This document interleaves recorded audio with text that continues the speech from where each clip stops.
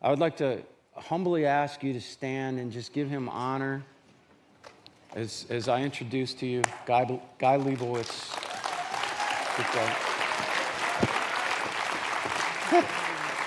Love you, brother. Yes. Thank you for having me tonight. I'm just going to put some notes in front of me, if it's okay with you guys. Thank you for having me. You guys can say thank you, unless if you, do I need to? Very good. We can put the first slide, and you'll see it behind me, and I'll explain. But when we came into church today, I saw the billboard, like the sign outside the church, and my name was there, like Guy Leibovitz. And first of all, thank you so much for the big respect and honor to be there. And my, driver drives on the road and see my name. But if anyone would ask me, who are you, Guy? I can explain what I did with my life, but I really don't know who am I. Because my last name was given to me by a person that I never met. And it's not my father, it's my grandfather, that in the age of 17 was sent to Auschwitz-Birkenau. Somehow he survived, although the day that he came in, his entire family was killed by the Germans. And a few months after liberation, when he was very, very young, in his early 20s, he just died from broken heart. And my grandmother and my father, which was put in an orphanage house, needed to survive somehow. And later on, my grandmother came to pick him up. But if anyone asks me, like, who's the Leibovitz family? I have no clue. I really have no clue. I just know that Jesus, that you guys praising over here, is from my hometown. I just know that he grew up in the Galilee, and then he did some journeys to Judea, where I'm living today.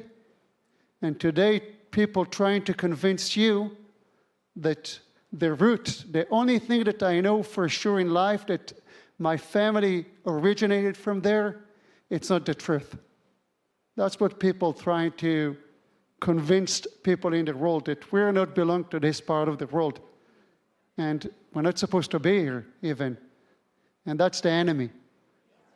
The enemy that over and over again tries to destroy the Jewish nation. But I know the end of the book. We'll win. Thank you. So we'll put the first slide. I'm not sure if you guys can see it, but yeah. So on October 7th, Hamas did a terrible attack against Israel. With this huge curse, also blessings came. Although more than 1,200 people lost their lives on the same day, maybe it saved the lives of hundreds of thousands of Israelis, because that's made us do something. And I'll show you today what exactly we did and why it's fulfilled prophecy. So if we'll go to the next slide, and I'm doing it for the first time. As I'm moving, I'm learning with you, because God reveals and reveals and reveals. But up there, and I'll say it in Hebrew first, and then I'll read it in English, תהי אמת נהדרת ושר מרע משתולל וירא אדוני וירא בעיניו כי אין משפט. And truth is lacking, or they're absent of the truth. There is no truth.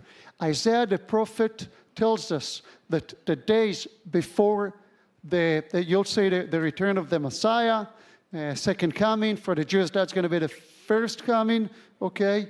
We'll have time where we won't have truth in the world. Like, people will be so confused where they're going to adopt lies as truth, that they won't know what to do and how to do it. And that's a warning to every one of us. There was no justice. That's what's going to happen. And I'm feeling it, that we're living right now in those times. Smart and educated and reasonable people suddenly carry with them so many nonsense, which make no sense. 4 or 5 years ago, none of those people, and I'm talking about churches, would say stuff like that. Like Israel, it's not Israel. So we're not obligated to them anymore. That's stuff that happens every day now here in America. You guys can believe it? If we'll go to the next slide, the Lord said to Abraham, look around you, where you are, to the north, to the south, to the east, to the west. All the land that you see, I will give to you and your offspring forever. If God said it to Abraham and gave him the promise, how come people saying today that we're not belongs to this place? It just make no sense in the Bible. So go and explain to me how a pastor of a church that reads from the Bible tells this church that this is lie. You see the absence of the truth? How people confused, and it's so crazy. Can we go to the next slide, please? וצבא תיתן על תמיד פשע ותשלח אמת ארצה ועשתה והצליחה. That comes from Daniel. And he cast the truth down to the ground. Again, the prophets telling us, and that's the Jewish tradition, that before the time of the Messiah, we won't have truth in the world anymore. If we'll go to the next slide, even in the New Testament, there is a kind of, not warnings, but kind of they're preparing us to the same time. For the time is coming when people will not endure sound teaching, but having itching ears, they will accumulate for themselves teachers to suit their own passions. You guys see what's happening? Like when I came this morning to the United States, I was afraid. I wasn't sure who's going to be there on the booth when I'm coming in with my passport. I didn't know if the guy going to be hostile to me or not. And when we came to the hotel, and thank you for driving me today, Pastor, but when we came in, you said to me, Guy, you hold the most hated passport in the world, and that's true. It's unreal. People that were our friends yesterday, today turning their back to us. And sometimes they'll do it because of lack of knowledge. Sometimes they'll do it because that's the sound of the crowds outside. They're trying to appeal to those people. It happens in Europe. It happens today in the United States. And I'm not sure what's going to be the future. Maybe I'll need to keep it to the end, but I'll tell you now. You guys, now they're after us. But soon they're going to come after you. It's really behind the corner. The people that stand behind it, they know the truth. But they educated and sponsoring the education of millions. And they're getting into every house in America, every house in Europe. Everywhere you look, you see it. It's scary, but that's what's supposed to happen, and you'll see why. If we can go to the next slide. Every place wherein the soil of your foot shall tread shall be yours. From the wilderness and Lebanon, from the river of Euphrates, even into the Endurance Sea, shall be yours. Shall be your borders. I placed it over here because wherever I look, today you don't hear it much in America, but up to a few weeks ago you could hear it, but it's still in Europe. The most common slogan of the pro-Palestinian movement is from the river to the sea. Palestine shall be free. That's what they're shouting. Some of them know the Bible very well. From the river, the promise that God gave Abraham, the promise of the land, suddenly meaning nothing. And this is our promise. But soon you'll see how God acts against those people. And anything that those people trying to do, in reality, becomes to be the opposite. And I'll show it to you. Can we go to the next? Okay. You guys know what's the Talmud? For those that don't know what's the Talmud, I'll do it very, very, very shortly. We have the 5 books of Moses, and God gave Moses different commandments. You all know that. But many of those commandments, it's very hard for us to understand. We don't know what to do. And for that, God also explained Moses how to operate the Torah. Okay, like you have commands, that's how you're supposed to do it. So there is the written word, and there is the oral command. Okay? It's went down from father to son from the time of Moses till the 2nd century AD. In the middle of the 2nd century AD, there is a war between the Jews and the Romans. Again, 62 years after the destruction of the temple. Judea destroyed. Almost 1 million Jews were killed. Unreal. There is no one anymore to pass down the knowledge to. And it wasn't allowed as well. The Romans taking Judea and changing the name of Judea to Palestina, trying to make the Jews forget about their homeland, but also trying to make people think the Jews have nothing to do there. Jews were forbidden from Judea for 300 years. But there is one rabbi that hid somewhere and said, okay, now we have to preserve everything that God gave to us. So they went down and wrote a book, 6-volume book. They named it the Mishnah. And then they wrote another book, and they named it the Talmud. So basically, the Talmud preserves our most intimate and secret and unique secrets that explaining the behind the scenes of the Torah. And Jews study those books all of their lives. And the Talmud tells us that in the footsteps of Messiah, truth will be absent. Now, probably you guys don't understand what's footsteps of Messiah. For us, footsteps of Messiah, it's the days that would come before the arrival of the Messiah. Now, just for you to know, the Jewish world today divided into the ultra-religious Jews and the rest of the Jews.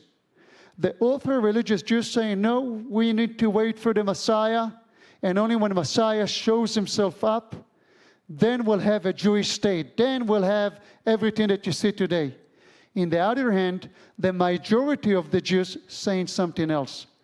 We're saying that we need to do everything in our power to prepare everything to Messiah. Because the Messiah is here somewhere. And this is his footsteps. He's going to come any second now. Who knows? If you'll talk with those Jews, they'll tell you the Messiah is somewhere around you right now. We just don't know. He's ready to show himself up, but we need to do it. So that's the days before Messiah. And those are the Jews. It doesn't come from the church. It comes from Judaism. Before the days of Messiah, we won't have truth in the world. People will be so confused where they're going to turn one against another.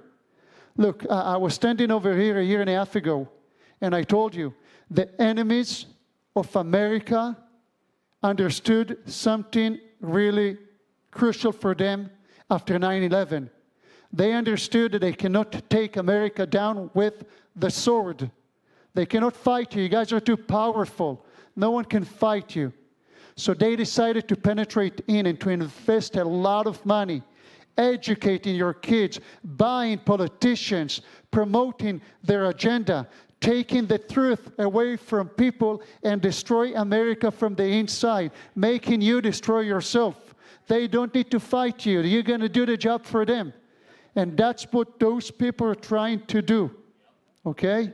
Who would believe 20 years ago that in families in America, people will divorce because they don't agree on political agenda? That's what they're trying to do. They're trying to destroy you from the inside. And that's exactly that. We're in days of Messiah. A Jew tell you. A Jew from Israel tells you that we're in days of Messiah. It's all going to happen soon. and see what happened. Let's go to the next slideshow. You guys, the truth. A picture from Gaza. People begging for food. They telling you that there is famine and there is hunger in Gaza. And there is, I'm not going to hide it, but not because of Israel. In Gaza today, there is a little bit more than 2 million people. In the past 2 years, with your help and the help of other countries and Israel provided more than 200 million tons of supply. It's 1 million tons of supply per soul. So where is the food? Where is all of the supply? In areas which are outside the Hamas control, there is everything. But when it comes to the Hamas control, they steal in everything. It's too much for them to use. They don't need so much. But they making their own people starving. They want people like you to see those pictures and think to yourself, look what those cruel Israelis doing to them. You know, a picture like that, it's better for them than 10,000 pictures of dead Israelis. Because no one goes to demonstrate for dead Israelis. But people go into the streets without knowing even why for those people. But I want to show you something. There is something weird over there, no? Well, what do you see weird in the picture? Check out up there. If there is no food in Gaza, how come half of them having brand new cooking pots and pans? Well, they went to Walmart and bought some stuff. You know, let's go to the next slideshow. Yeah. In the past, and soon we'll get back to the picture. In the past 2 years, the Security Council of the UN had 60 meetings about Israel, 60 meetings about the conflict in Gaza. In Sudan, in the past year and a half, like 2 years, 24 million people suffering from food insecurity. There is war in Sudan. 2 weeks ago, in one day, 2,000 people were executed. Non-Arab tribes. Every day, hundreds of people dying. You know, and please check everything that I'm sharing with you. Just Google satellite pictures from Darfur. You can see huge areas. It's look like a kind of lake of blood that satellite takes. How come no one sends supply over there? How come no one sends to stop those people that persecuting the non-Muslims? You guys, people dying over there like flies. The UN does nothing. Let's go to the next one. South Sudan, 7.5 million people severely hungry. 7 meetings. Let's go to the next one. Okay, Congo, 28 million people suffering from severe hunger. 5 million kids over there are at risk of life. You know, you see pictures from there, it's look horrible. One meeting, they send in zero supply to those places. Let's check the other. Myanmar, 6.5 million people suffering from hunger. One meeting in 2 years. Next, please. Ethiopia, 10 million people suffering from hunger. One meeting only. You guys can see the hypocrisy? Let's go next. Afghanistan. And it goes and goes and goes and goes. Let's go to the next slideshow. You'll be in shock now. You remember the picture before? Let me move for you to see. That's how they're doing it. The guy just didn't know. They staging everything. Again, I'm not saying that people weren't hungry over there, okay, under Hamas, because they're suffering greatly. And Jesus says, love your enemy. In this stage in life, I cannot love them, but I don't hate them. I pray for them. I pray for those people to find the true God, not the one that they're following, because that's, at least for me, not the true living God. But I do pray for them. But that's what they do for you, not you, but people over here to hate us and go against us and then go against you. They bring in kids, they bring in people, they give in them pens. Sometimes they don't even realize that those are brand new pens, okay? They dress them up. There is makeup department. And now they take in pictures. Now this guy have a vest and it says journalist. You guys want to see who's this guy? Let's go to the next slideshow. That's how it's look like. And the lady over there, she's the producer, by the way. Okay, they producing everything during the war. Okay? You guys ever ask yourself how exactly they know where to put the camera when we bombing their buildings? How? How they put in the camera, boom, the building falls. Because when the Israeli army attack, first of all, we give in warnings. It can be pamphlets, it can be phone calls, it can be sending a person to the same house, letting them know that in 5 minutes they're about to bomb their house. And you guys, please check everything that I'm sharing with you today, okay? And correct me if I'm wrong. Actually, hostages that came back from captivity testify that their kidnapper moved them a few times from place to place because they got warnings that the building is about to be attacked. 65,000 people lost their lives in Gaza.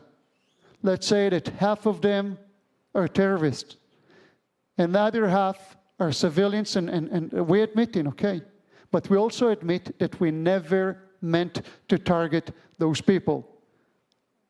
We gave them enough warnings, and reasonable people would go out of those buildings. But for them, there is no value for life. It's all sacrifice. No worry, the guy gonna die, he'll be with his God in heaven. That's what they're teaching their kids from the age of 0, that the purpose of life is death. Opposite than you. Okay? Death is not the purpose of life. And it's horrible to see what happens over there. And so this is the press, the free press, the ones that supposed to report, you know, to be objective. Can we see the next slide, please? That's the guy. That's what he put on his Facebook page, because I took it out of his Facebook page. The subjective journalists, like many others, are pro-Palestinian activists that praying day and night to the destruction of the state of Israel. I'm not sure if you guys following the news from England, but the chairman of the BBC, you saw that? Yesterday needed to resign, admitting that the BBC published lies against Israel during the war. What they don't understand is that the damage is not in Israel. The damage is in their own country, because it's making people do crazy stuff against themselves. You know, they're undermining everything that they believe in, the most basic kind of foundations of society, of Western society. They go out and they're now puppets in the hands of those terrorists without even knowing so.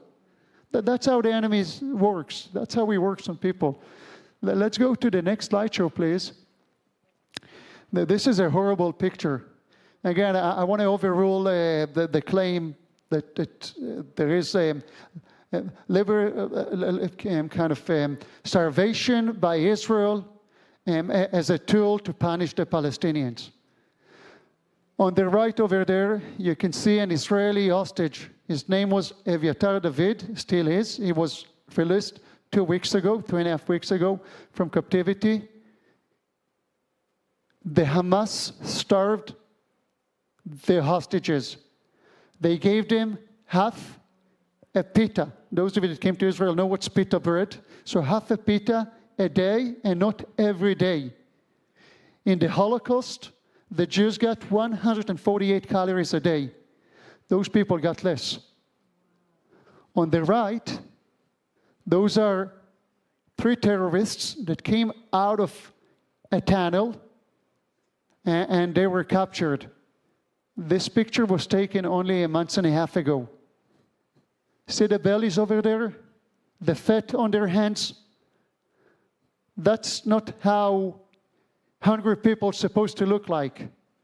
Those are the ones that serve in their own people. And this is the truth. That's the truth. Unfortunately, that's something that the communist network, the communist network, news network would never report.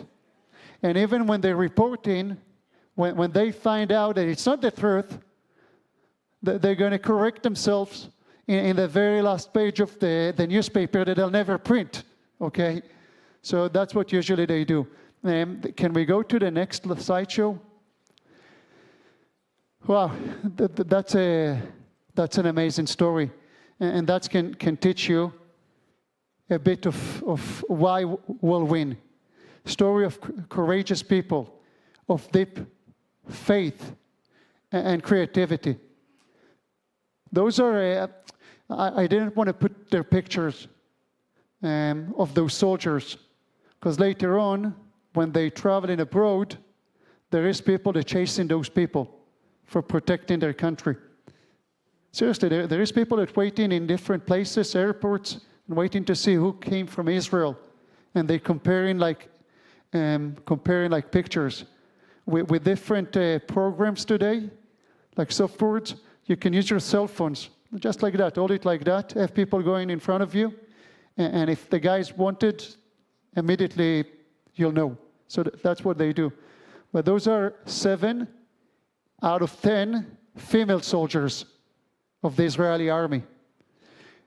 10 or 15 years ago, few ladies, few women, young adult, appealed to the Supreme Court in Israel, asking the Supreme Court to force the Israeli army to recruit women to combat units. Now, the Israeli army have no problems with that. They prefer not to discriminate no one. But it's costing a lot of money that we don't have to build different facilities or to adjust different equipment to 2 different genders. Because those are young people. They're 18 to 21. And to put men and women for 3-4 weeks in one tank, with all of the hormones and what they know and stuff, it's not healthy to the army and to the people. So they have to separate them. So the Supreme Court now forced the army to take women to combat units. And the army decided to build and to experiment women in tanks. The only place in the world where you have combat female soldiers in tanks. But they decided to send them to places that no one comes, okay? Like far away in the desert, you can be by yourself. If someone wants to commit suicide over there, okay, in this place, you lie on the road, waiting for someone to run you down. 4 weeks later, you die from starvation, okay? Like it's really nowhere. So they placed those ladies over there. And then October 7th happens. It's about 50 miles out of Gaza. The lady over there in the middle with the V shape, with her hand, hearing the walkie-talkie, what happens in Gaza. The hour is 7 o'clock in the morning, half an hour after the attack. She decided against their orders to take 2 tanks and another vehicle to drive on roads which will send her for sure to prison, because she just destroyed a very expensive road, and to drive as fast as she can to Gaza. And those 10 ladies over here, it's not all of them, but those ladies over here, fighting alone for hours, killing many terrorists and saving a full kibbutz. No one was killed over there. Those are the faces that bring in victory. Because what the enemy don't understand is we're there to stay, because it's part of the godly plan. And he blesses his people with the ability to defeat the enemy, and also bless our friends to support us. Let's go over to the next slideshow. Okay, this guy, Rabbi Shlomo Zalman, known to be as the Gaon Mivilna. Gaon is the genius. The guy was an outstanding person. If this guy would live today, he would win a Nobel Prize for something. I'm not sure what. But once in every generation, someone in this level and deep understanding of everything comes to the world, like truly a godly gift. So this guy, and we can go to the next, it's 200 years ago, lived in the 18th century, as you can see. And he reads the Bible. One of the things that the guy that actually changes it in Judaism is the understanding of who's the Messiah and when the Messiah is going to come. In Judaism, there is two types of Messiah. Messiah, the son of Joseph, and Messiah, the son of David. The first Messiah is the son of Joseph. And this Messiah is supposed to suffer greatly and die. Okay? And then the second Messiah will show up. So we have two separate people. This guy says, no. This is the same person. And I'll tell you exactly, that's what he says, when the end will come. When he's saying when the end is come, when the time of Messiah will come. Now, let's go to the truth and the light and darkness. Anyhow, let's go to the next slideshow. Okay. According to the Jewish calendar, we're in the year of 5786. Now, every millennium represents something. 6 millennium, that's going to be the reign of Messiah. That's going to be the sabbatical kind of years. Now, what I'm sharing with you, it's kind of a consensus in Judaism, okay, among the religious Jews. Like, unfortunately, most Israelis don't know the Bible, but that's what Jews thinking. And he's saying that the times that are going to come before the 6th millennium are going to be the footsteps of Messiah. Both times of darkness and awakening, preparing to the 7th millennium. So this guy lives 200 years ago. But based on what? Like how exactly the guy know that it's going to happen? So he takes something that King Solomon wrote, and he breaks it down to pieces. And I'll show you now, you guys. And if you'll go out confused, I'll make sure to kind of fix it up in your mind. Let's go to the next slideshow. Okay, he brought me out by the way of the north gate. Okay, I'm sorry. We'll get back to the rabbi in 1 second, just to show you something that can prove you that we're in those times. Okay, he brought me out by the way of the north gate and led me around on the outside to the other gateway that faces east. And there was water running on the right side. Now, you guys, this comes from Ezekiel 47. Ezekiel 47, it's basically the day of Messiah, because we put in together two different prophecies, Zechariah 14 and Ezekiel 47. What happened is, because of our humanity, we always need a concept of time that doesn't exist in the godly kingdom. God is above time. Okay, it's kind of a different dimension that we humans don't understand and we don't know. And therefore, we always count in. Okay, like it's have to be one next to another. Like now it's the beginning, that's the middle, and that's the end. But this rabbi says no. It's all relativity. The way that we look at the prophecy is wrong. Instead of looking at those prophecies like that, we need to look at that like that. And then there is no time. Which means that those prophecies can fulfill not in the same time, but it can kind of overlap. Okay? One can lead to another, which the Bible supports. But sometimes it's in the same time. We just don't see it and don't understand, because one pushes the other. Now, I want to show you something from a month ago. I placed it on my Facebook page. It's a short video. Some of you maybe watched it. but it fulfills the very beginning, it's verse 2, of Ezekiel 47. See what I saw a month ago in Jerusalem. Let's watch the next. Okay, this is a video of the East Gate. When you faced east, the right side is to your left, okay? So the right gate. Look up there. You guys see the water dripping from the gate? It's unreal.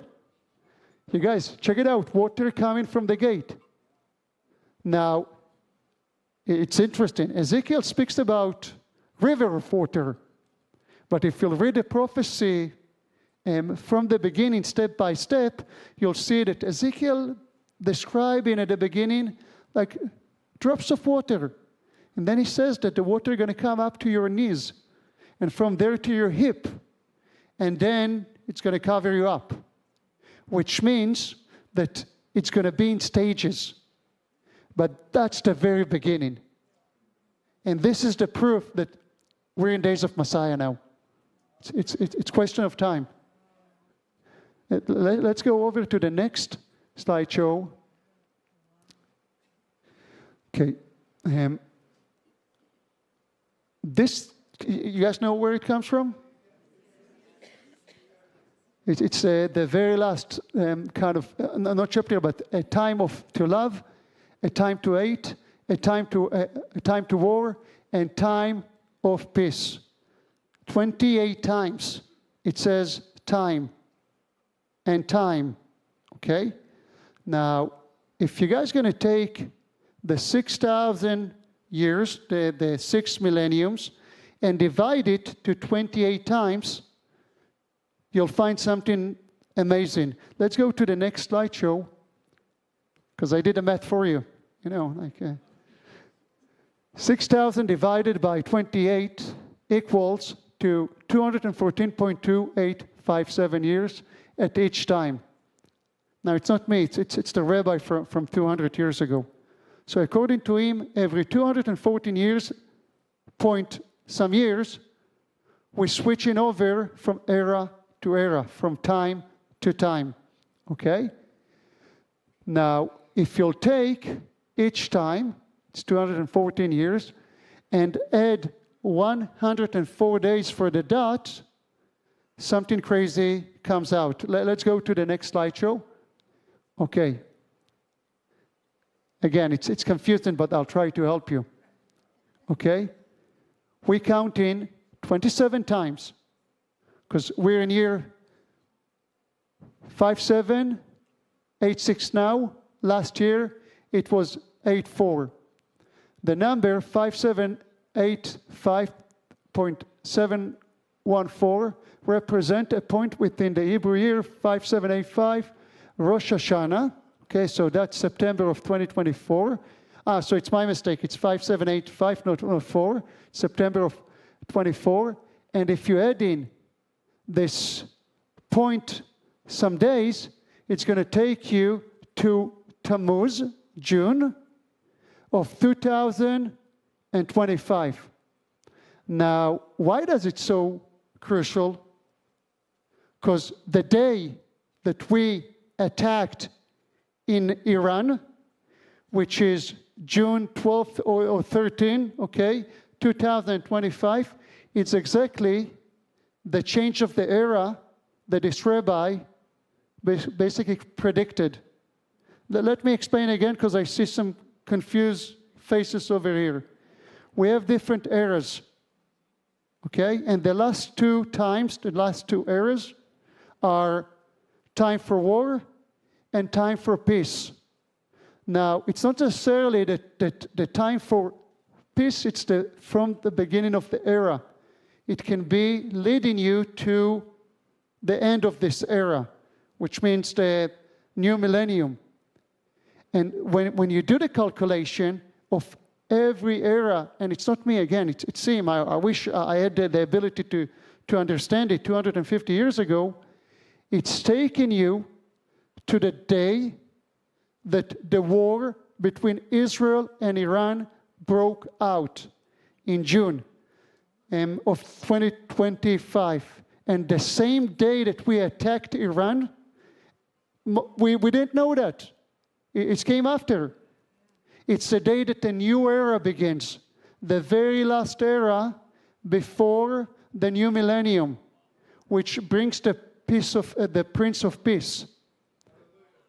So, and this rabbi predicted it 200 years ago, and it's unreal. Let's go over to the next slideshow, please. Okay. Over here, I calculated it for you. So, 71.4% of the year, and average of every year. I need to explain again. In Judaism, okay, we have in a lunar kind of a calendar. So we're losing 11 days every year. And therefore, we need to gain it back. We need to fix our calendar once every 3 or 4 years. Once every 3 or 4 years, we'll have another month to our year. And in a cycle of 19 years, we'll have 7 extra months in chosen years. Okay? So therefore, if you do the average of 19 years divided to what we're adding to the year, it's taking you to 354 days a year. You guys are okay? Excellent. So if you're following the Jewish kind of year, and it's taking you to 354 days a year, multiply 0.714, which is the extra time of the year, it's giving you 253 days, okay? And 253 days after first Tishrei, it's Rosh Hashanah, taking you again to the same day in June that the war broke out. So no matter how you check it, from each direction, it's taking you to the same exact day that the new era that King Solomon predicted begins. What I'm trying to tell you right now, you guys, we're in special days. And that's the prophecy. And no one can stop it. You remember, I began this presentation telling you that the attack by the Hamas, the Palestinians, on October 7th was a disaster, a curse, but also a bless. This attack leads us, Israel, to destroy the Hezbollah, to destroy Syria, and to destroy Iran, but not completely. They are the only ones that we didn't destroy it completely. We were almost there, and we were stopped by America. The one that stopped us was President Trump. Now, I do believe with all of my heart that God uses him. He's a tool by God. And I do believe, I know maybe to my friends it's going to sound crazy, I do believe that Iran couldn't be destroyed yet, because they have a very important role in the war of Gog and Magog, which is Ezekiel 38. And again, those of you that are going to come and claim, but we just showed us Ezekiel 47. You guys, in the godly kingdom, there is no time. It's above time. We just look at things in their own view. You need to kind of turn over. When you read the Bible, make it stand. Okay, I'm not sure. But this is the beginning. And let's go to the next slideshow. And you guys can press it twice more. Another one. Exactly what I told you. We fought, I forgot to mention, also Yemen. Okay, we fought them. Yemen, it's a crazy story. Wow, that's really crazy. The Emirates and Saudi Arabia fighting the Houthis in Yemen for almost 10, if not 15 years. They can fight as much as they want. There is oil over there. They have tons of money. They don't care. But 3 years ago, under Biden, they understood that it's a waste of time because it's going to be impossible with those Houthis. Like they hide into good, they're living their life in a different way, and they have great support from Iran. So they gave up and did agreement with them. So Saudi Arabia and the Emirates surrender themselves to the Houthis. Just let's do peace and let's kind of be good neighbors. But the Houthis attacked Israel.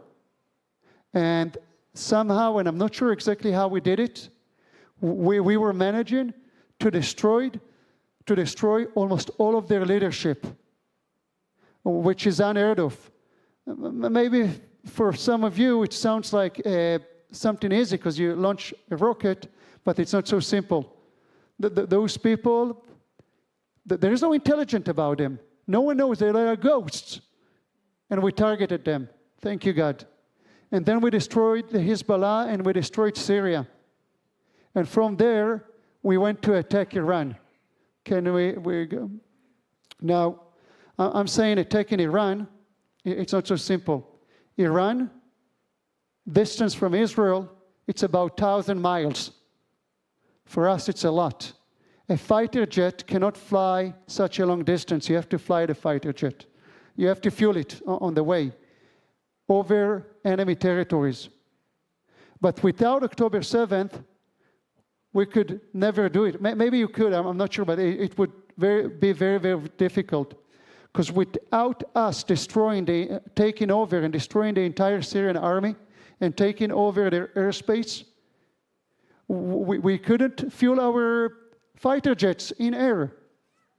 This was the only way to do it. If we could, we would attack Iran 10 years ago.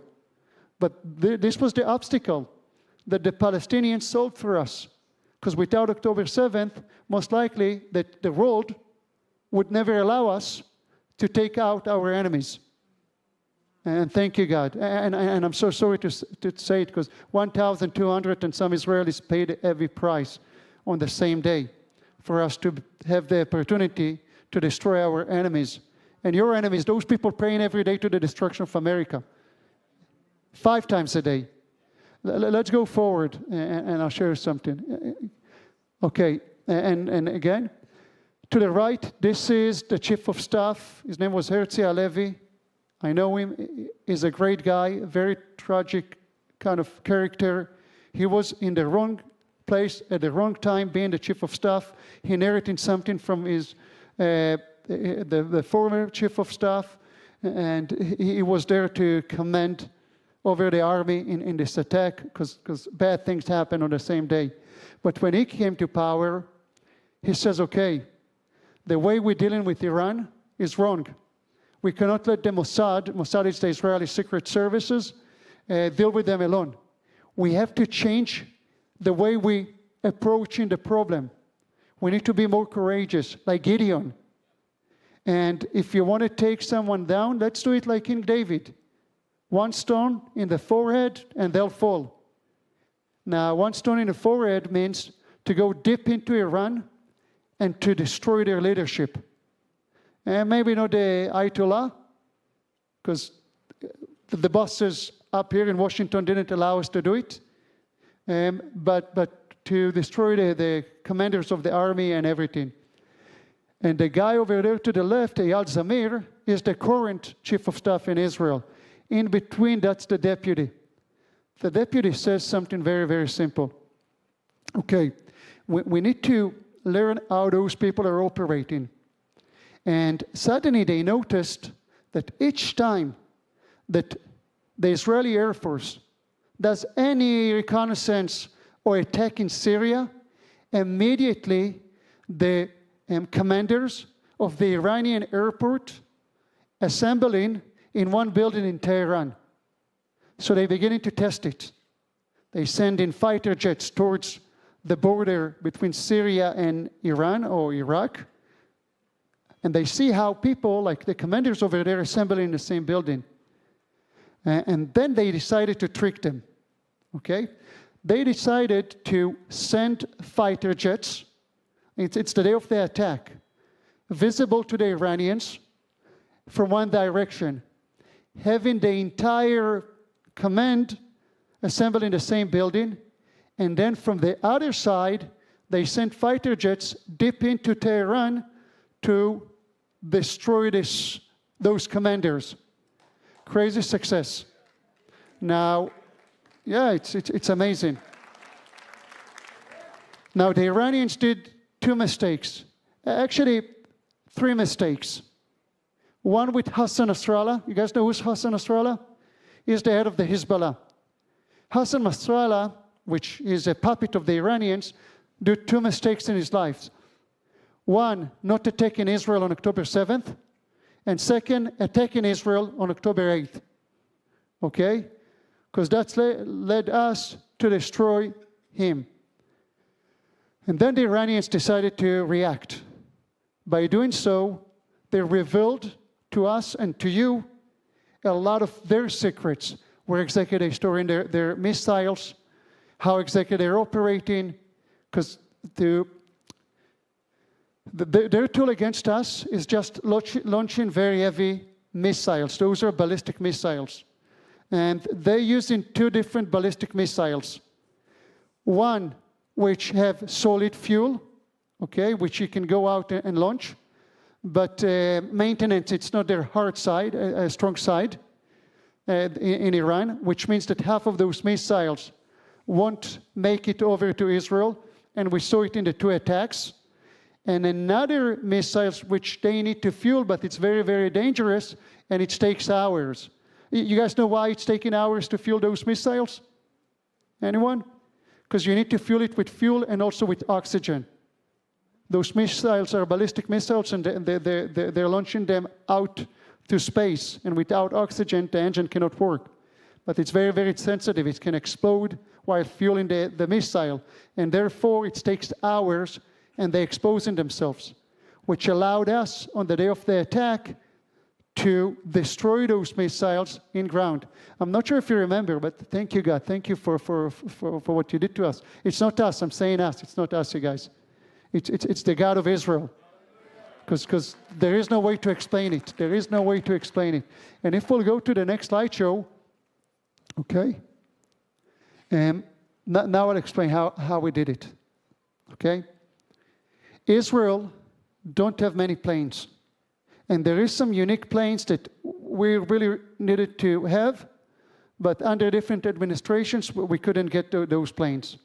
Some of them are, this is a horse, like a strong, maybe a donkey of the American Air Force. I'm saying a donkey because that's an animal that can work.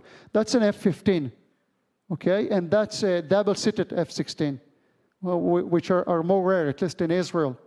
America gave us 7 planes a few years ago as parts, to kind of assemble those planes to parts and then support our maintenance team fixing our F-16s. F-16, it's a plane that they produced 40 or 50 years ago. But nothing can carry so much ammunition like this plane, and it flies far. So believe it or not, 7 planes, I think that it's a godly number. We took the planes, and instead of taking those planes to parts, we took them to parts and we rebuilt those planes again, which was a huge force in the attack in Iran. But see the next picture. That's the F-35. This picture is unheard of. You guys know why? Because the F-35 have ability to avoid radar. But if you put in anything on the wings, that's it. They can see you. So we decided to take the F-35 and to make some changes against the manufacturer recommended, okay? Because we understood that if we're taking out all of their radar stations and all of the Syrian anti-missile kind of systems, it says 300 and S-400, will have open sky. And if we're controlling the sky, why do you need to hide yourself? You have a bunch of planes that are doing nothing.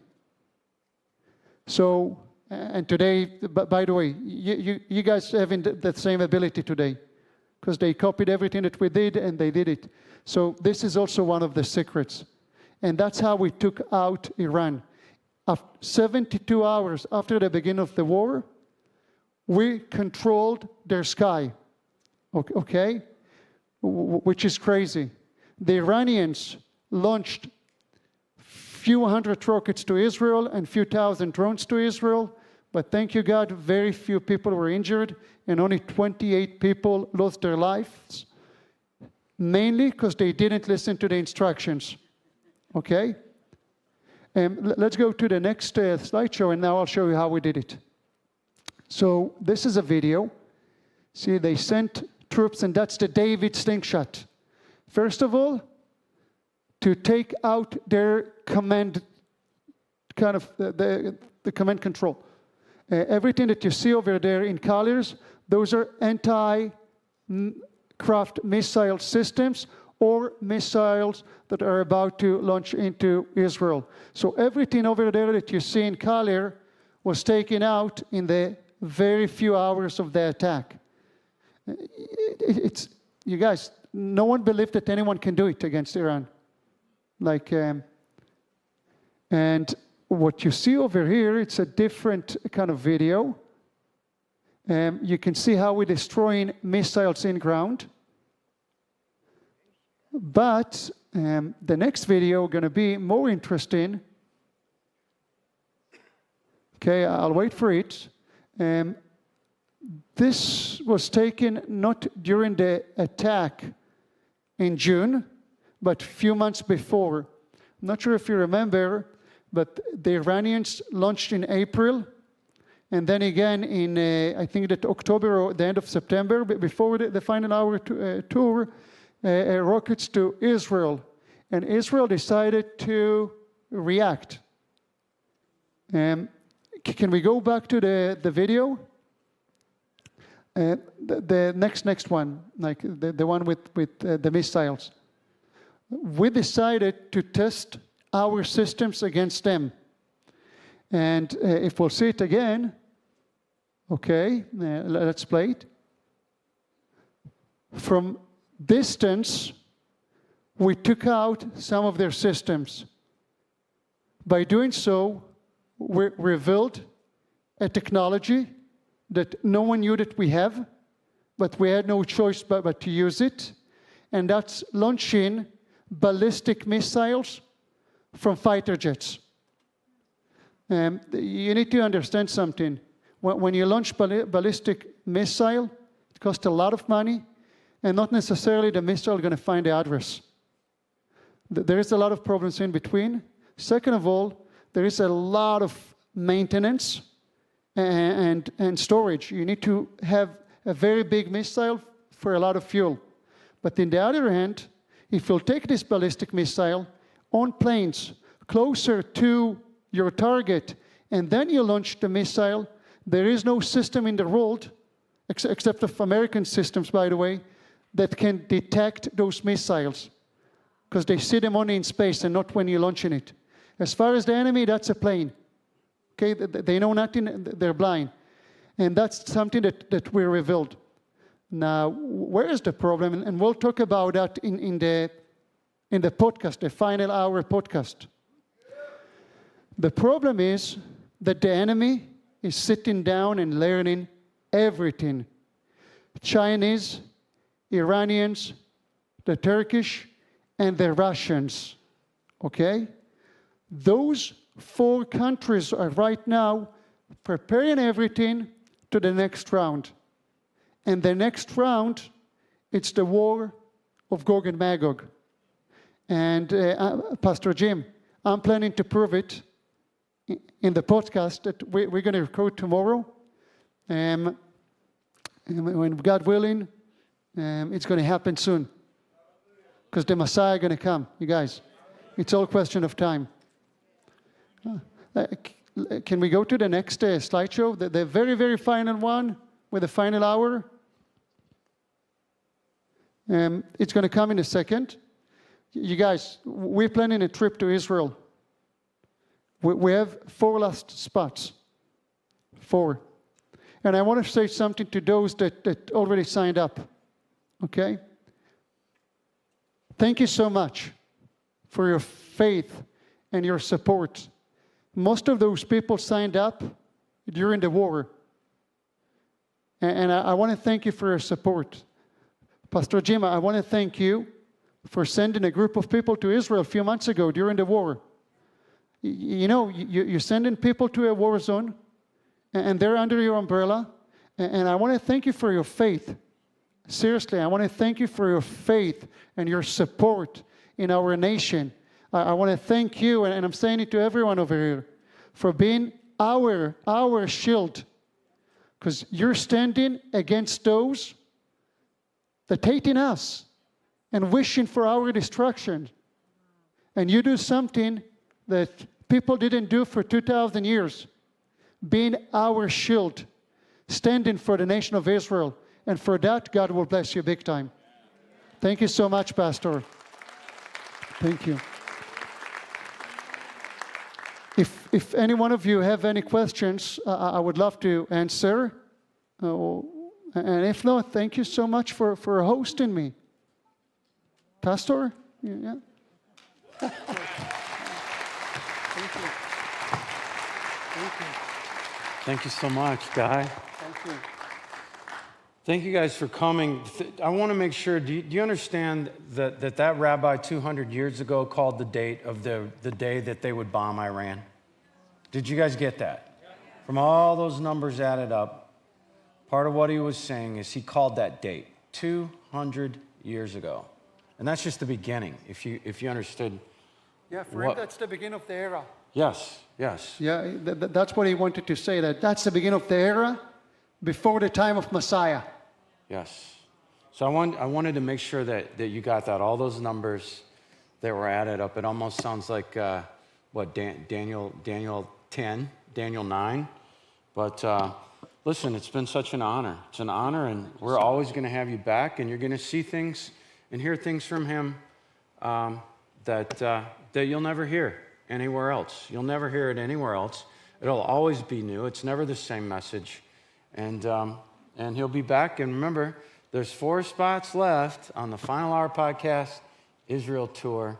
Thank you guys so much for coming. We appreciate you. God bless you. Hope to see you this weekend. Thank you so much. I hope to see you at Living Word this weekend. Thank you so much for being here, being part of our church family today. I hope that you got something out of this service, that God had a word for you, and that you are taking away into your life. Take it, meditate on it, let the Lord expound on what it is that you have heard today. The Holy Spirit is amazing like that. So I know that He has given something for you to think about. Hey, I want to make sure you heard me earlier. The midweek fellowship Zooms for Living Word Online, that's 12 p.m. noon here in Central Time, starting here in November. We're continuing on through New Year's as well, but we want to just catch up with you. We want a space for this church family to come together to enjoy the company of each other. If you have prayer needs, we'd love to pray with you there as well. But come be a part of that. Be the church family. Be the body of Christ together. And this is a great place for you to do so here with Living Word Online. All right, God bless you. Have an amazing week.